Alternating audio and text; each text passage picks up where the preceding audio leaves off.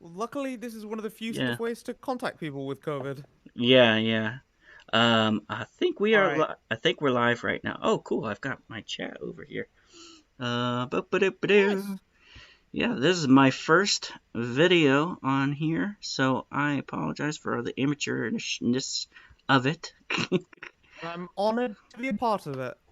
Alrighty, so we wanted to talk today about healthcare, um, and why do I approach it from an ANCAP perspective, anarcho-capitalist. Basically, I don't like politicians. um, and my perspective, you can simplify it pretty easily. My perspective is just that politicians are bad at their jobs.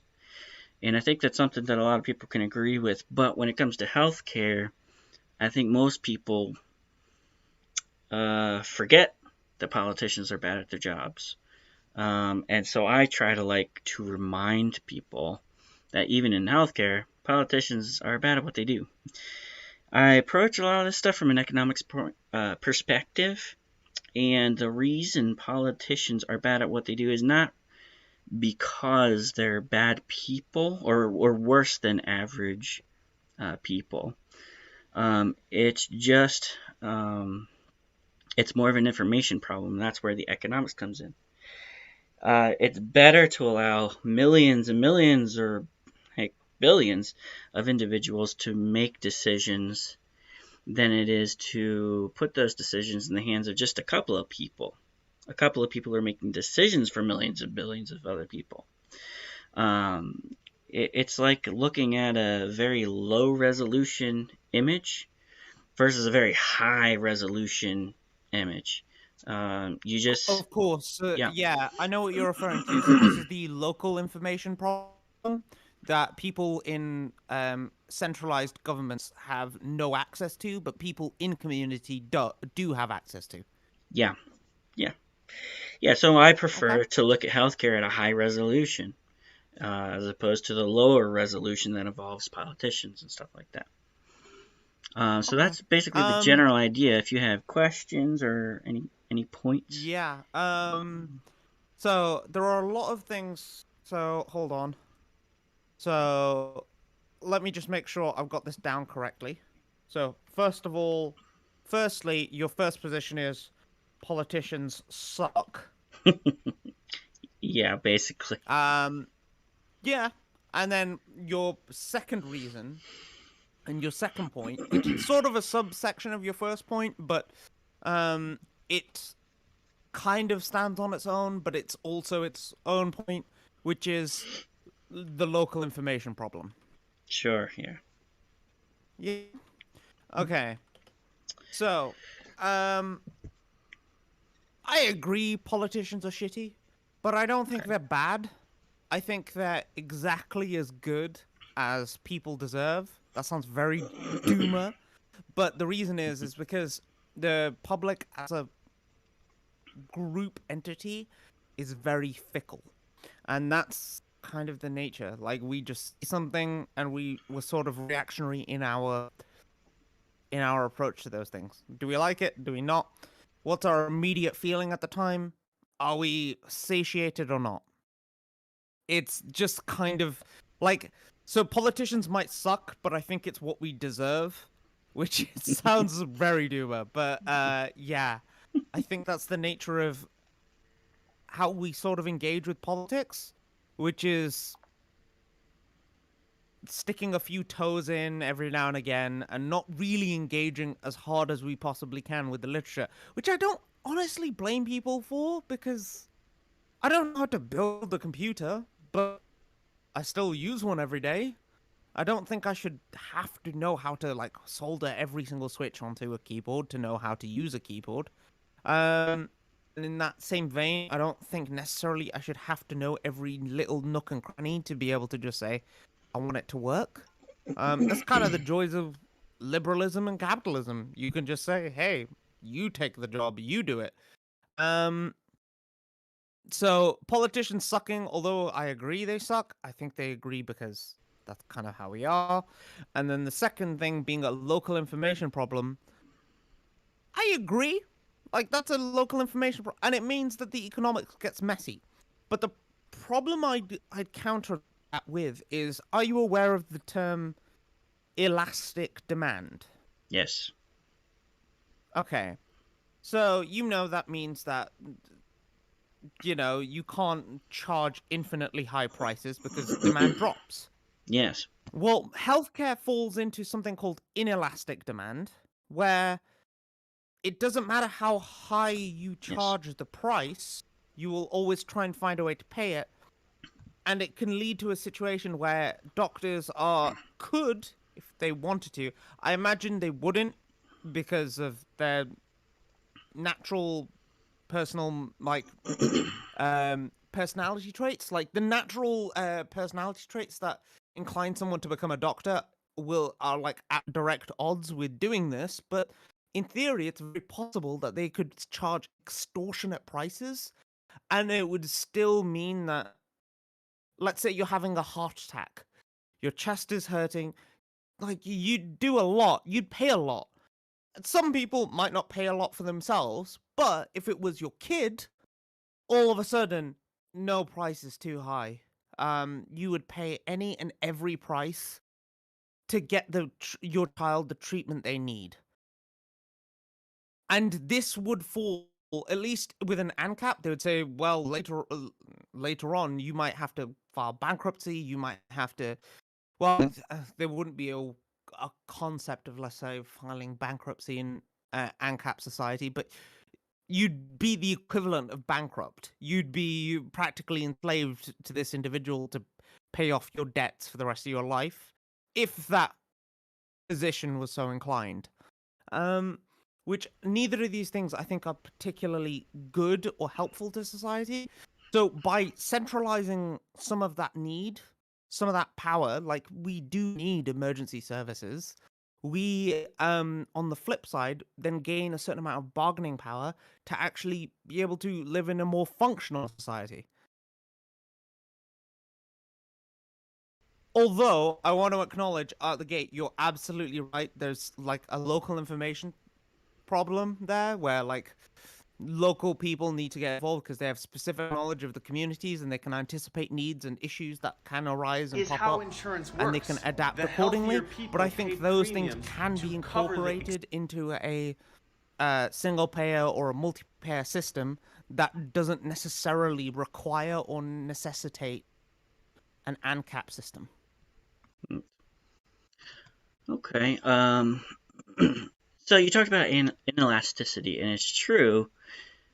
Healthcare is something that people, a lot of times, they need it, and they'll pay whatever they have to in order to get it. And this seems to imply that drug manufacturers or doctors or whoever can charge exorbitant prices, and people will pay it because they have to.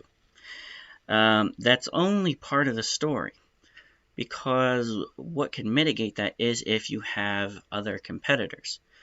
And the high prices, when you're talking about high prices, you're talking about the margin, about high margin transactions. And the margins that you get from high prices is not the only way that you can get profitable. You can get profitable by with volume, all right? So by selling a whole lot at a lower price, at lower margins.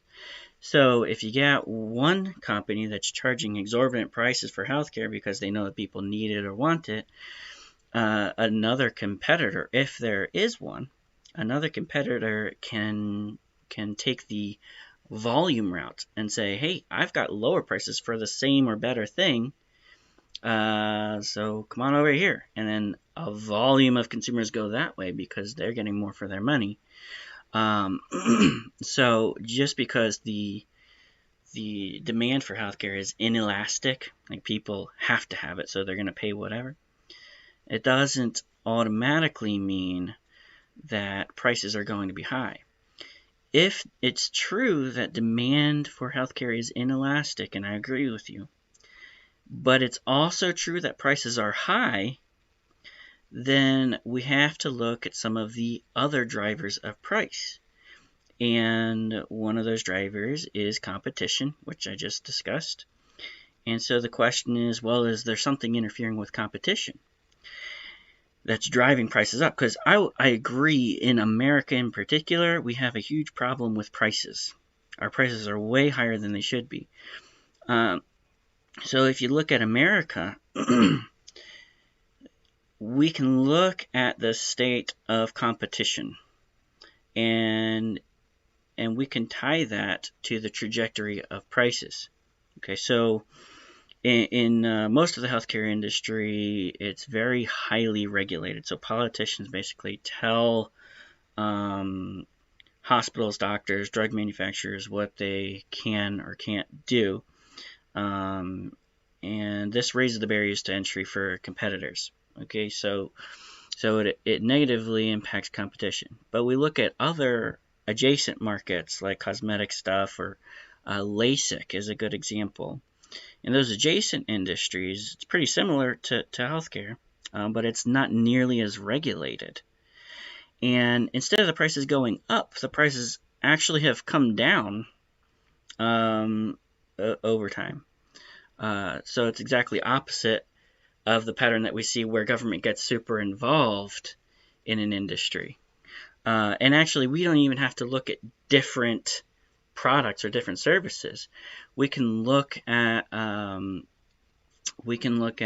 like drugs, just the drug market overall. The FDA expanded its regulatory powers in the 60s, and we can see that prior to the government regulating drugs as much, the prices are actually declining. In the decade prior to the FDA expansion, drugs declined by 32%. But in the decade after, the prices of drugs they declined by 2%, but it didn't keep up with inflation. So essentially, prices increased, and we know that pattern has continued since then. So it's a drastic turnaround, and you could tie that directly to the change in the macroeconomic environment, which would be the regulatory expansion, or in other words, when politicians got involved, the downward price trend of drug prices flipped, started going up. And you see the same thing around the same time with the number of competitors. Before the expanded regulatory environment, there was 120 something drug manufacturers. And then afterwards, that in the decade after, or a couple of years, I think it was actually in 5 years only, the number of competitors dropped to like, I think it was like 40 something. So it had a drastic effect on competition. And simultaneously, we can see a drastic effect on price. And what was the thing that changed? It was the politics. It was what politicians were doing. They were now getting involved and interfering with the industry. People were cooperating just fine before this. But then politicians got involved, and now prices are going up. And we have fewer competitors. So it's just an example of politicians being bad at what they do. And it's an information problem. It's because they think they have a better idea about something. But in reality, when they do what they plan to do, the results don't confirm their ideas, their political ideas. Okay.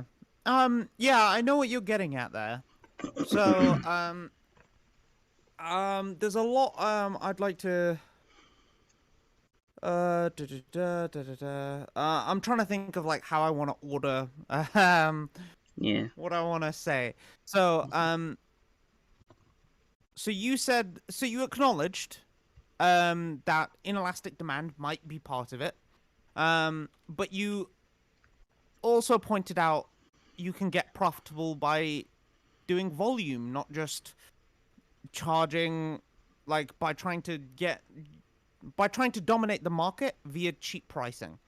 That was the first thing you suggested. Although that is, in theory, a fantastic idea, the current American market is actually ripe for it, at least in terms of diabetes. There are insulin-type drugs. There are, admittedly, only 3, but any one of these companies could keep the price of their insulin pens the same instead of doing the price hikes that they've been doing, because they seem to be in somewhat lockstep, like increasing their $5 prices at the same rates as each other. And if they don't even have to reduce the price, they just keep it lockstep with the others, they would be able to they would be able to actually corner most of the market and force the other companies to compete on the same level. But they're not choosing to do that because there's more money involved in. It seems to be the case, although I understand that it's more complicated than that. It's not just that, but at least in this scenario, in this circumstance, here in the United States, at this point in time, it actually seems to behoove the drug companies right now to actually charge more extortionate prices, not just hope to become profitable by selling a large volume. Which sort of gets into your second point, which is about competition, where you would say, well, this is the problem. There shouldn't just be 3 or 4 drug companies, there should be hundreds. This is a very messy topic because I understand what you're saying, but it depends on how you want to, we'll say, go about it. Because there's a few different things that are important to consider. So one, these drug companies have made some investments into improving the half-life of insulin. Do you know what the half-life is? Um, is that like a shelf life or something? That sounds like a technical point. I probably not familiar with. It's a tiny bit technical. So the half-life of a drug is the amount of time it takes for the amount of drug in the body to reduce by half, for it to be Okay. removed or broken down by Yeah. half. Um, Mhm. so it improves the half-life, it makes the drug more stable, it's all of that stuff. Like, they've made some improvements. It's still essentially insulin. It's just a more stable version of insulin that is healthier for diabetics, and it's like better for them. It's not amazing, but it's definitely better than it's definitely sorry, it's not like it's not like insanely better, but Mhm. it's a significant enough improvement to justify the costs they usually charge. Usually. Mhm. That's the important point there. Um but um you might so these things, because they did the research, they've actually been awarded patents. So you're gonna, at this point, it kind of, patents in and of themselves are inherently anti-competitive, but they kind of need to be because of the fact that these companies did put in money to do research um to be able to understand and acquire the knowledge to actually produce this benefit. And at least in today's society, we've agreed to some extent or another that research should be rewarded to some degree or another.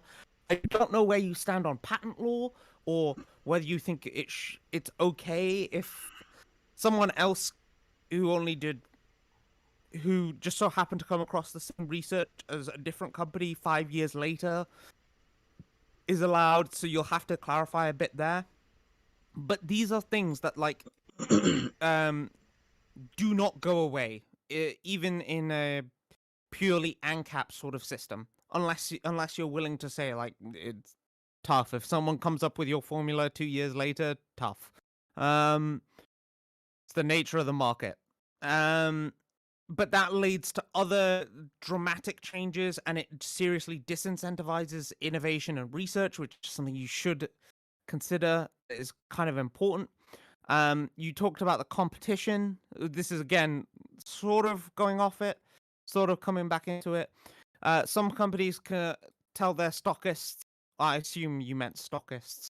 Um, so the people who stock their items, what they can and can't do, and what they can and can't sell. Yeah, I don't disagree. This is really stupid. It's some weird aspect of pharmacy benefit managers, or I think they're called. Honestly, it's very messy between the insurance companies, pharmacies, and all that. So I can't comment too much there because it seems to vary a bit. it seems to vary state by state, and it seems to vary depending on how big the pharmacy chain is, or if it's just a mom and pop pharmacy like your local one. So that's kind of hard for me to comment on, so I'm not gonna bother. The LASIK example you gave was probably the worst example you could give because it is an elective surgery which you choose to do and is largely private. So this is something that you don't need. This is something that you can choose to do. Yeah, you're right. It gets better with time, but it's ultimately not something that you can bargain with that very easily. It's something that's almost begging for private investment and private economic forces to come in because no one's dying of a lack of LASIK. People will die if they don't have, let's say, an appropriate cardiac bypass surgery in a good enough period of time, or if they have appendicitis and they need an appendectomy. They've only got a limited amount of time. You talked about the competition, which leads me into the next point: the competition of hospitals. Um, Again, to make this work, Singapore literally had to issue regulations. They have one of the most private healthcare systems in the world. They had to issue regulations saying that their hospital has to tell you how much they're expecting to charge you and what the local hospitals nearby would charge you as well, so you can appropriately price comparison shop. Unless you're willing to say that you'd put those regulations in, which I'm assuming you wouldn't as you're an ANCAP, um, in an emergency situation, let's say you get hit by a car, you're not going to have the option to shop around for your treatment. You're going to go to the first and closest place to get the treatment you need. And that's kind of it's a weird quasi situation. I don't know how to like fully approach. I can't comment on the drug market stuff. Because you said that like prior to that the drug prices were decreasing, and then the FDA happened and it ruined everything. Can't comment. I'll take your word for it because you're a lovely guy who seems quite nice. But yeah, I can't comment on that one way or the other. And you basically alluded to the idea that regulations reduce competition, and thus when you reduce those competitions, like they introduce regulations saying you have to do this, you have to do that, because it's politicians who are trying to impose their will, trying to make companies do stuff that they shouldn't really be forced to do. It's not fair. I understand what you're saying, and in a perfect world, I think I'd agree with you. But the truth is, if regulations are violated, or sorry, let me put it like this: if I take a pill and it has the unexpected side effect of making my skin go all dry and scaly, like in a horrible crocodile sense, if I was in the American legal system, it would take me months, maybe years, to get an appropriate payout from the company for the harms that I've endured from their bad medication. The American legal system, at least as of right now, is set up in such a way that it incentivizes companies to flaunt these regulations, especially if the only people being hit with them are minor individuals who don't generally have the pockets to fight them or to cause them serious harm in terms of monetary/legal battles, etc.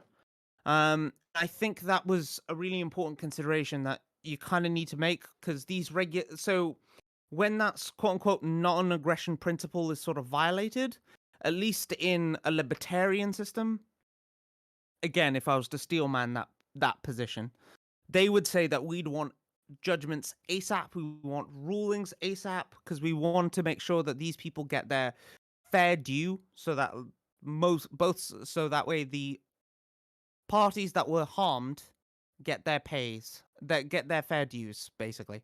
Sorry, that was quite a bit. Apologies.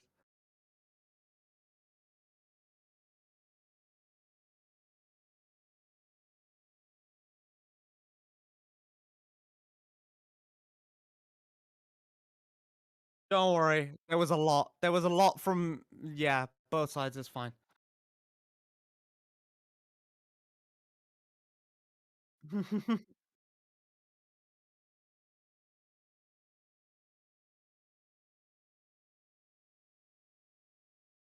Kind of. I think there are alternatives. I think there are alternatives that are possible, but I think um but I'd at the very least I'd want to hear what your answer to patent laws would be.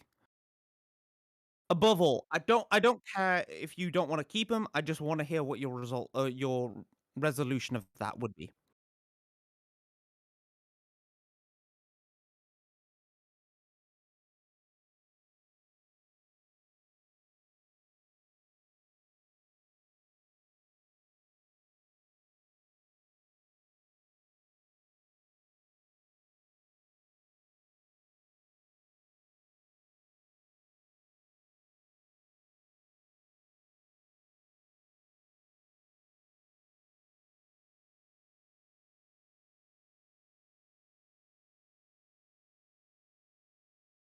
Sorry, could you say that again? You bugged out.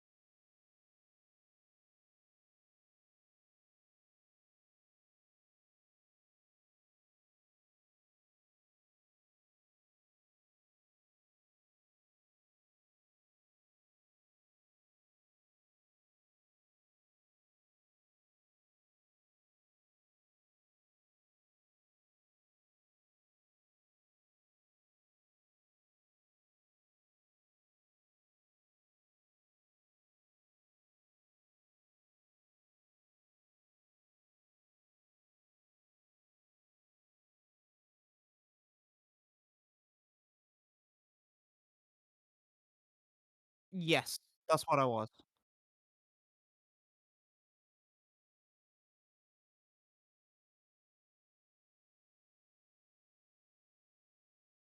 Yeah, it's I was about to say, yeah, it's very reasonable. That happened, so the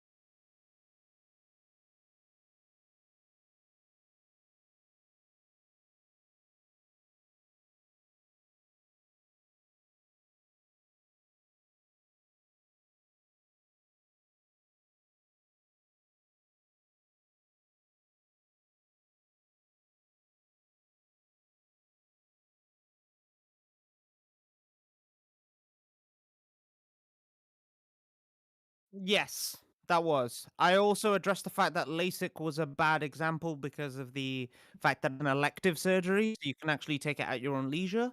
And then I also talked about regulation stuff, and how getting appropriate recourse takes a lot of time, with current court, blah blah blah.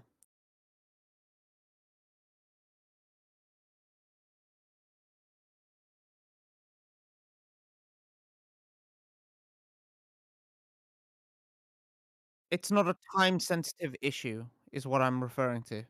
Like you can, yeah. Go ahead.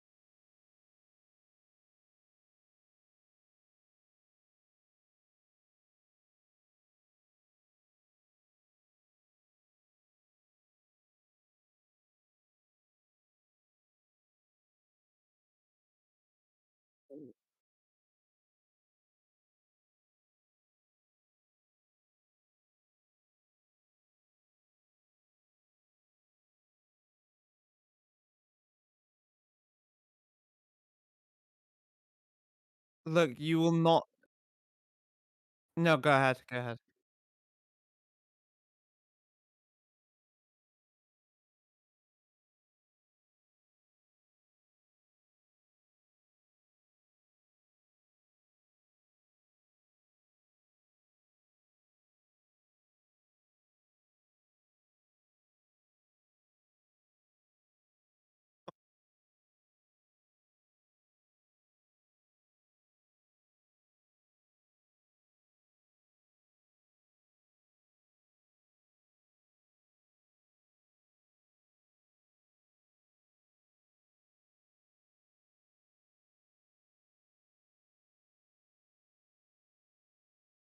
So, in that case, I'm gonna ask the question, why have so many it's gonna be such a dumb question to you, but why have so many other countries, managed to actually heavily regulate their medical industries, and they've managed to do fairly successful jobs? Even in countries which I think you'd be more amenable to, such as Singapore or the Cayman Islands, have minimum mandates and regulations in terms of the stuff because they found it to be mandatory. So, for example, in the Cayman Islands, they have a absolute requirement that all citizens need health insurance because everyone needs to buy in. Like that's non-negotiable. And Singapore mandates that every citizen, at least under the age of, I think it's 55, save a minimum of, I think it's 37% of their income. Their income goes into savings accounts. Whether that be pension or what they call Medisave, which is the healthcare account, which they withdraw from to pay for healthcare stuff. Um, so yeah, why are all these systems, and Singapore really tried, by the way, to not subsidize in any way, shape, or form. And even they couldn't get away with it. Mm. Well, I'm not super familiar with that particular example, but what I love to look at though is before and afters. And if that's an What do you example, mean before and afters? before and after politicians began to interfere with the marketplace and see what those results were. Um, Funnily yeah, enough, that's actually the exact thing that happened. It's so well, Singapore. that's what I'm saying. I'd like to look at that example. Yeah, by all means, and I understand you don't have to trust me, but this is why Singapore is so fascinating, Mm, because Singapore rejected its colonial roots, being owned by the UK, and they put down a minimum copay, for all the health clinics in the country. They The best way to describe it is the whole country is run like a business. And even with that in mind, they still couldn't get away from healthcare without putting in regulations. So the big example that got pushed in is that I was particularly interested in was there are different classes of ward. So it's C class, B2, B1, and A class. These correspond to how luxurious each of the wards are. So A class is very luxurious, C class is hyper utilitarian. And you can pay for whichever ward you want to go into. Um Singapore didn't have this regulated. They were forced to regulate it because they found that the doctors were actually spending most of their time in the A class wards and not in the C class wards. So the people in the C class ward basically weren't getting functional healthcare. It was healthcare, but in the strictest sense of the word, in how that would work. Now you're right. There are some advantages to aligning businesses with the costs because it means costs of everything go down and everything's more competitive. But they had to include things such as what I mentioned earlier, where upon entry into a hospital, you are given an estimated bill with competitors' prices before you actually commit to actually spending your time there at work. They've done, and that's government regulated because they understand, like, when you've just come in, let's say from a car crash or something else, you can't easily compare those prices. And those are heavy regulations that were put in by sort of public demand and out of necessity. In fact, their Medi-Shield plan, which is basically if you get diagnosed with cancer, so you're going to have astronomically high costs if you go into cancer. If you have cancer, you're going to have astronomically high medical costs. I don't think that either of us would deny that. With a Medi-Shield plan, you won't actually go bankrupt. It's actually quite reasonable. It's actually, generally speaking, very well liked. The plan itself, not the healthcare in Singapore. That's actually widely complained about. That's a whole other topic. Well, So the regulations seem to be actually super positive in these circumstances. I don't deny it's possible. And do you know what? I cut you off. I apologize. No, that's fine. So, but yeah, at least in Singapore, it was by popular demand that these regulations came in. Sure, by popular demand. Okay, so what I want to point out, and again, I don't know the situation. This is why I want to look into that more. Some things that are popular, they're popular because they sound good. Single payer is very popular, or universal healthcare is very popular.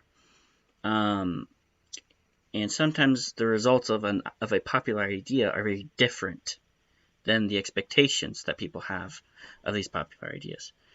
So what I would be interested to look at is what were the actual results. I mean, were people responding to poor results, or were they responding to maybe a politician was doing a good job communicating an idea? So that's kind of what I would like to look into. Yeah, but this is where, if I could, sorry, go ahead.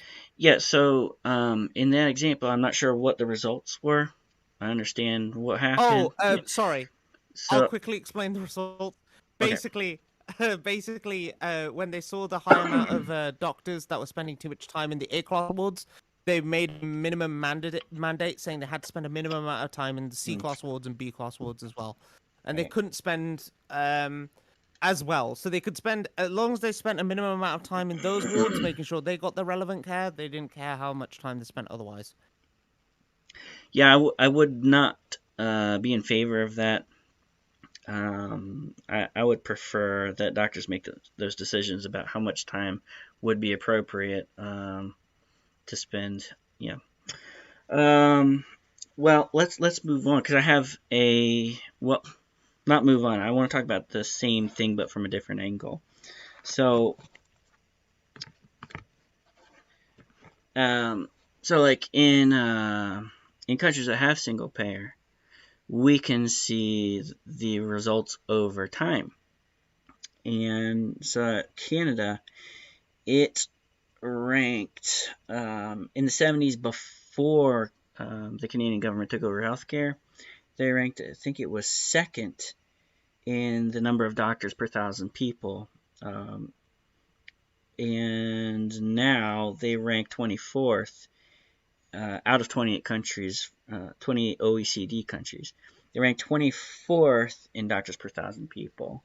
So it seems like that trend is backwards of what we would expect if single payer is good at generating supply. And the same thing is true for the UK.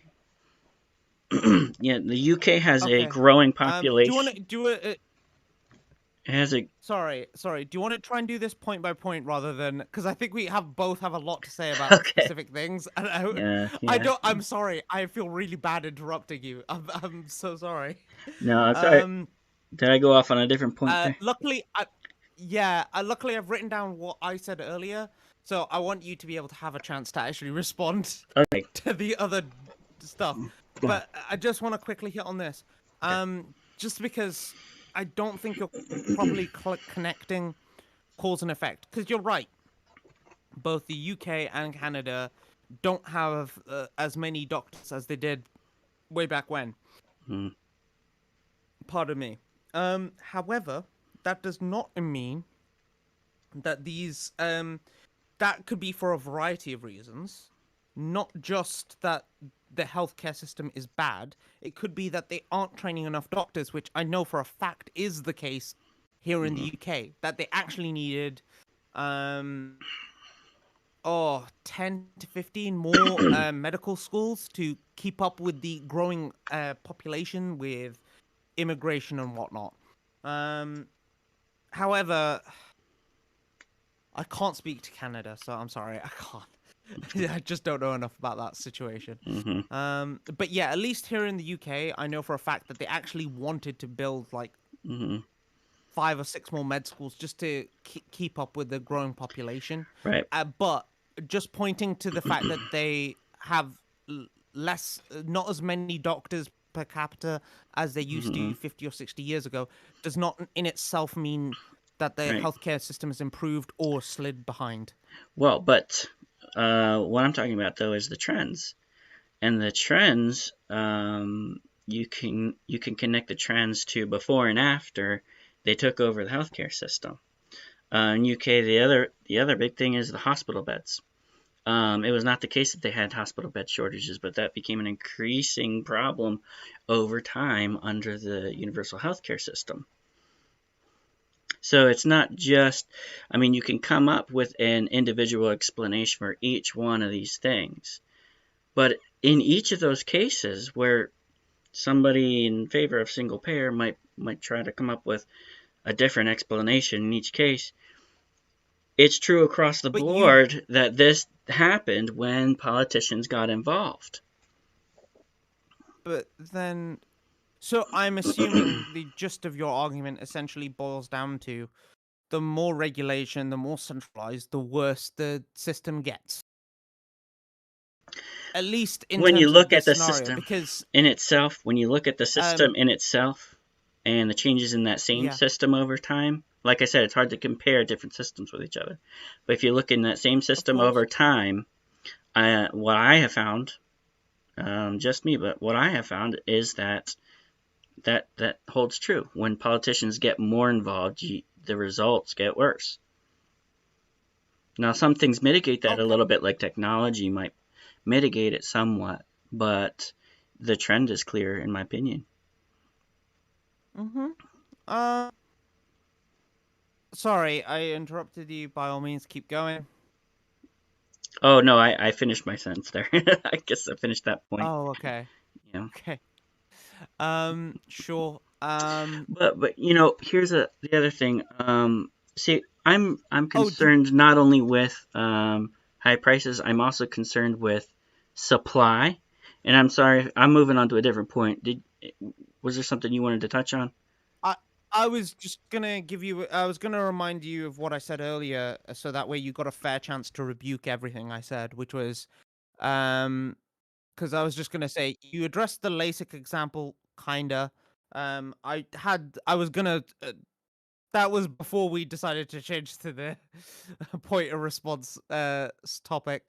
And you said, yeah, I talked about the regulations and the fact that actually regulations, when you want to, let's say a wrong is caused, and I talked about the fact that, like, um, especially at least in the U.S. system, and with how lawsuits tend to be, you can be waiting months and years even before you actually are paid fair dues for the harm that might be caused to you by a company, by a, let's say, a more economically viable drug company. And it can mean that basically you don't see your payout until after your death, for example, which, or you may never see a payout because they managed to draw out the legal case long enough that you no longer have any more funds to pay your attorney. And unless you sign one of the, unless your attorney willingly takes on the risk, which they won't do for everyone because it's called risk for a reason. You're not gonna not every case is gonna be worthy of the risk or the payout to take on the risk. I talked about that stuff, so I just want you to have a chance to rebuke me there. I don't even know if I need to rebuke that so much, because that to me is a problem with the legal system, um, and not a problem of the healthcare system. So to me, one of the problems is, why would somebody have a dispute? Probably because they got a bad result. A drug did something terrible to their bodies, or maybe surgery went poorly, or the doctor left a scalpel in their abdomen or something crazy like that. Um, Yep. yeah, so I think that those issues are better mitigated by solving these other problems, these other economic problems. In other words, prevention, I think, is the best thing. The way to prevent that is to come up with a system that politicians aren't wearing down.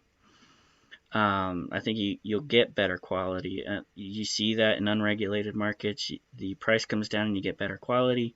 And I think we would see that if we deregulated the systems where we have these kinds of problems where people want to sue each other because of poor quality.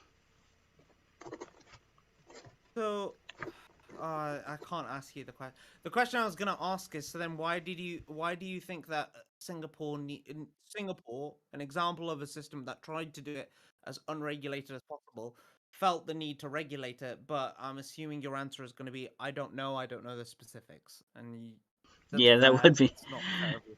Yeah. Yeah. There's Um. right. It could have been political for all I know.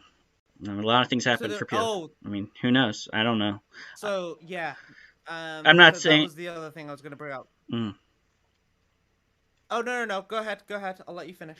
yeah, I'm not going to say either way, but I just point out there are other possibilities than that it's a market failure. No, of course. I think healthcare is, by its very nature, like, very prone to market failures because it's just so anti-competitive in its nature that it's difficult to allow the market to just tackle it on its own without either regulation or thing. The thing I was going to mention about the whole dictatorship, sorry, the political situation is that Singapore is a functionally a dictatorship. They haven't had a change in power in decades. Their their government openly tries to gerrymander. Like, the U.S. government does it secretly, sort of like covertly, almost. Like, they don't try and make a big stink about it. But ours does it. Sorry, ours. I keep saying ours. US one does it openly. and they do it blatantly. Sorry, the Singapore one does it openly and blatantly.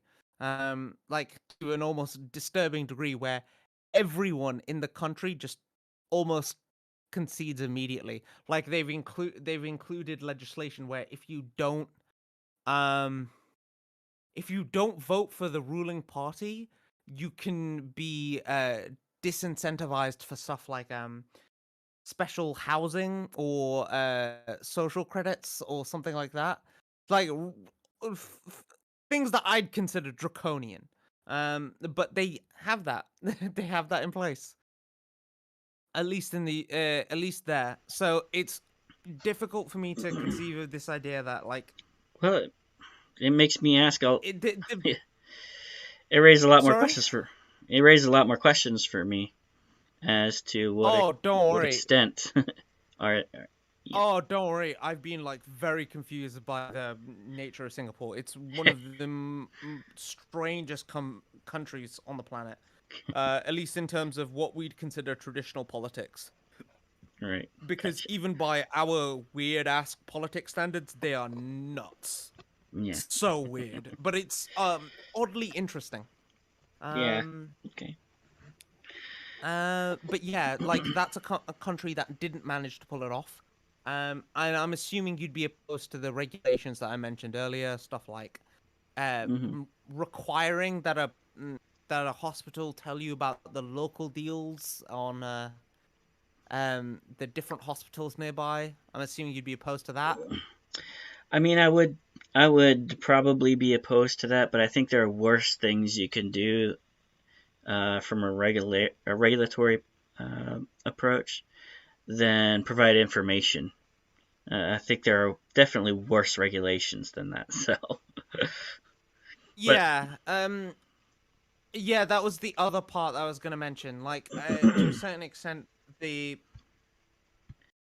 basically that's kind of what the healthcare system sort of preys on, at least in emergency or in emergency circumstances. That's what it preys on. But I understand you sort of addressed the point where you were like, "This isn't okay." I'm not. You weren't talking about emergency situations, but I think it's important that you acknowledge that emergency situations are a very real circumstance, and I want to know how you deal with those, at least within your system, and how that wouldn't turn into, well, a sort of nightmare that I've depicted. yeah, yeah. Yeah, that is one of the most challenging scenarios to solve, and I think we have a problem solving it in America. I think single payer systems have a hard time solving it as well. Um, my vision would be let's get emergency services on the same trajectory as things like LASIK or these other unregulated markets or drugs before the FDA, where the price is coming down and quality is going up. Um, and that way there is less risk in the first place when you receive emergency services that you're going to be charged some kind of exorbitant price or you're going to get some idiot working on you or something like that. So let's get those emergency services into that same pattern that we see in other areas which are unregulated. That would be my first solution. But I think another good idea would be that could be an insurance thing. Now, when I say insurance, I don't mean what we have right now in America, where insurance just covers everything, including basic care. That's not insurance. Insurance is supposed to cover low probability, high cost events. And emergency services, I think, would fall under that. And if there was a competitive insurance market for those kinds of things where you might need emergency services, I think that would really help out probably because perhaps you could select the providers that you want covered under that kind of an insurance policy. So that could be a way that individuals can protect themselves and protect their autonomy in emergency situations. But I do want to point out that even single payer systems have a difficult time dealing with emergency services. It just so happens, this is not because we were going to talk, but it just so happens I was reading about the UK. Okay. It's not because you're from the UK. This was a separate thing, but one of the things I was reading about is it often takes 6 hours to get an ambulance to arrive, for an ambulance to respond to an emergency call. And this is true for like people who like broke their hips or things like that. And in some cases, people will wait. I think the longest wait was like 62 hours. And I think that one was a broken hip. So a single payer universal healthcare system is not a magic fix. And I think if we want to solve the problem of emergency care, then we have to look at which types of markets do the things that we want done with emergency care. And most of the time, in the examples that I've seen, it's those regulated markets, those highly regulated markets that perform the worst, and the price goes up. And if the price is not allowed to go up because you've got price controls in place, which would be the case in universal healthcare systems, then what you end up is shortages, and that's why you end up waiting 6 hours for an ambulance. So let's do what we do with LASIK. Let's do what we were doing with drugs before the FDA regulated them. But like I said before, what's stopping ambulances is almost a perfect example. Like that is extremely time sensitive work usually. I'm gonna say that the 6 hour wait sounds kind of wild. I'm not aware of those stats that you're saying to me. I'll out of good faith, I'll accept what you're saying. I know that some people can wait a while for ambulances, but I've never heard 6 hours being the average. But I'll take it on good faith. But it seems that ultimately ambulances are almost the perfect example of something that has every advantage in terms of wanting to charge you as much as possible to take you from one place to another. Because, yeah, in theory, you wouldn't need to. They wouldn't need to. Well, yeah, you need transport to the hospital, and you need trained professionals to keep you stable until you get there. But, right. But you're saying that, though, I think what you're doing is you're going back to the idea of inelasticity of demand. So, in other words, the person needing those services, they just really need it. Therefore, the ambulance or the emergency services can charge whatever they want, as high as they want. That's my sense of where you're coming from. But what I'd like to remind you is the point that I was making about competition, because in the solution that I was describing, it's unregulated, so the barriers to entry for that market would be lower. You can get more competitors in there, and so that would be something that controls the price. So that problem is solved, as far as I can tell, from the information that's available to me. So the price problem is solved, and if it follows the same pattern, I see no reason to think that it wouldn't follow the same pattern. The quality would be there as well. So the reason why I don't think that problem would be solved is, admittedly, I'm gonna have to use a bit of an analogy. It's more of an analogous example than a direct one. Sure. But I think it's the one I'm the most familiar with, which is power supplies. Are you aware of PC building and power supplies? A little bit. Okay. So there is a I don't remember the name of the company, but basically it's 80. The rating that every PC builder knows is 80 plus, and it's basically this idea that a power supply will be branded with a sort of efficiency rating by a third-party government. Sorry, a third-party body. We can effectively say they're a government, right? They almost act as a government factor. They're not required to build power supplies, But no PC builder in their right mind would ever recommend someone not use a power supply that doesn't have an efficiency rating on it that is Clarifying 80 question. plus minimum. I got a clarifying Sure. question. This rating system is a separate company that independently rates them or something like that? Or Yeah. Yeah. okay, go ahead. I just wanted to ask a clarifying question. Okay. Yeah.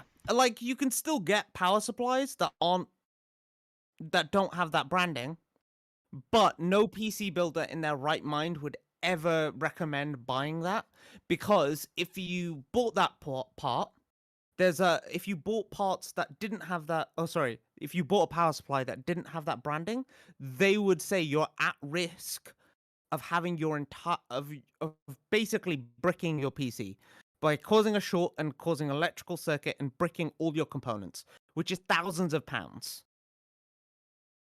We Okay. pay essentially a premium to Hmm. buy parts. The market itself almost essentially solved for the lack of regulation and the lack of almost guarantee Hmm. that, okay, you're going to get a minimum standard of care. It solved for it in a hobbyist environment because the stakes were high. Because the stakes Hmm. were relatively high, there was a demand for a sort of I'd standards of quality Hmm. and a Yeah. maintenance of standards of quality and a guarantee of a standard of quality. Yes. So it sounds like The a. government, Okay, go ahead.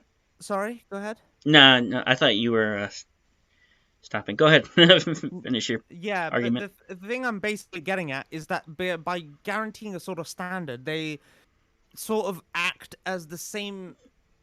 It's kind of the other side of it's the other side of the same coin, which is regulations. Regulations, you have to have a minimum standard. Theirs is you have to have this standard to be considered um, appropriate for us and get our label. And they Hmm. have lots of different labels. They have bronze efficiency, silver, gold, titanium, etc. Yeah. Sorry, platinum, titanium. Hmm. Um, but they no PC builder in their right mind, and that's just where the risk is a few thousand. All of a Hmm. sudden, when it's your very own life, your personhood that's on the line, Yep. I think it's fair to say that people want a minimum standard, and that if that standard is compromised, Hmm. you need recompense ASAP, which is not something you're guaranteed, especially in a society where there's a lack of regulation and and I don't want to say accountability, but to a certain extent, yeah, accountability. When there's a lack of regulation, there tends to be a lack of accountability that goes toward it as well. Tends. I want to emphasize use the word tends. Okay. Okay.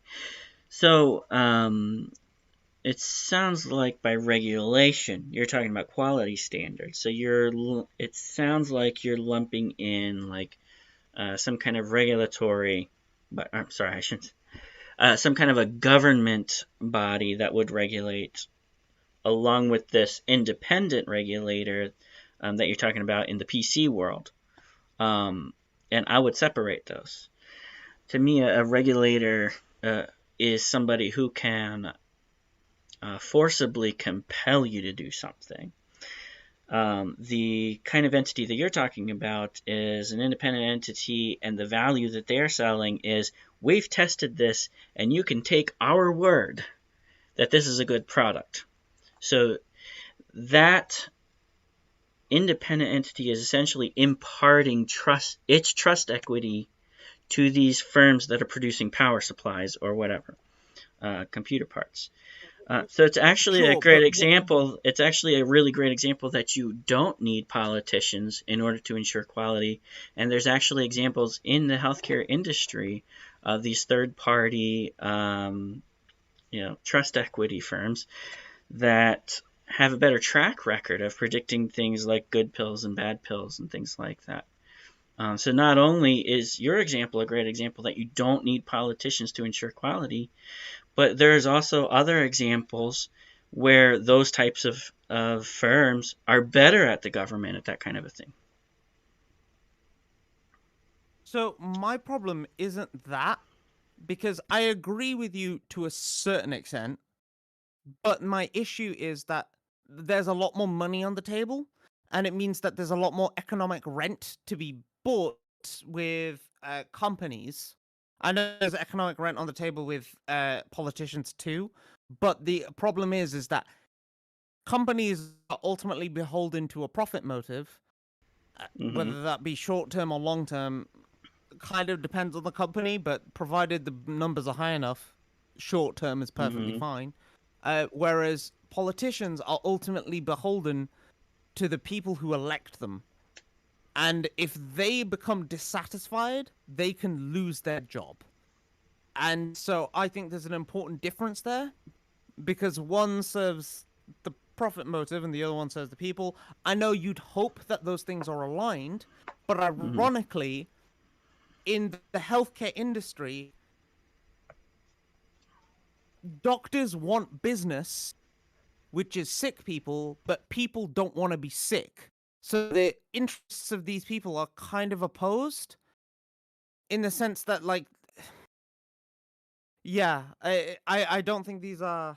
Oh, sorry, I'm losing my train of thought. That's okay. Um, Well, you think that I, politicians are more aligned with the interests of the people than I think the companies. people are fickle.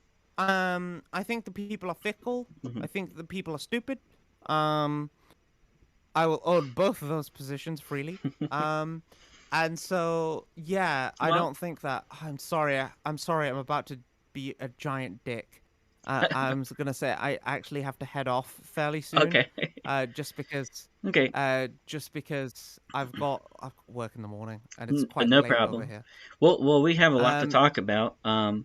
I would point out that I think if people are fickle, then they are not well suited to make decisions for other people, especially not large swaths of the population. That's what happens in politics. Politicians, they make decisions for lots of no, I'm people. saying the Right, will of right, the people can be fickle. right. But the will of the people to do what?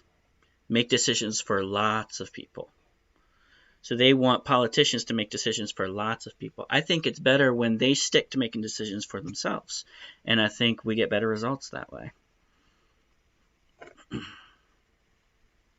I'll give you the final I'll give you the I final wish word. I was in a better brain state. That's okay. I I'll wish I give was in a you better state to push against you a bit more. I'll give you the final Um, word if you want it.